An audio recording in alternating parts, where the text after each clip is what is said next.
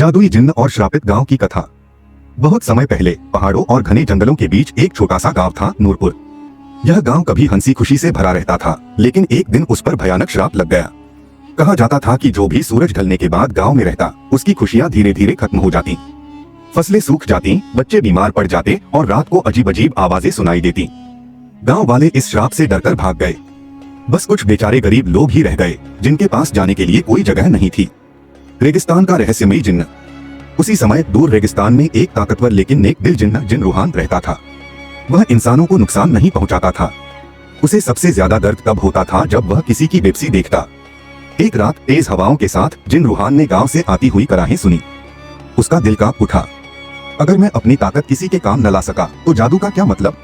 श्राप से टकरा जिन्न नूरपुर पहुंचा। चारों ओर अंधेरा, टूटी झोपड़ियां और डरे हुए चेहरे। श्राप का स्रोत गांव के बीच बने टूटे कुएं से निकल रहा था, जहां कभी एक लालची तांत्रिक ने काला जादू किया था। जिन्न ने कुएं में उतरते हुए मंत्र पढ़ा। अचानक काले धुएं से बना भयानक साया प्रकट हुआ। भयंकर युद्ध हुआ। जादू बनाम काला श्राप।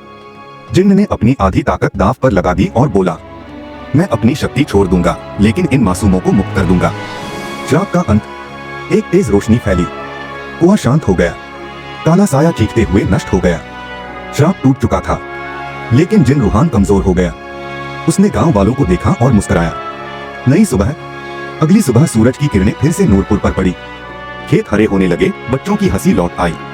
जिन्न अब दिखाई नहीं देता, लेकिन कहते हैं, जब भी कोई बेबस रोता है, हवा में हल्की सी आवाज आती है, डरो मत, जिन रूहान अभी जिंदा है।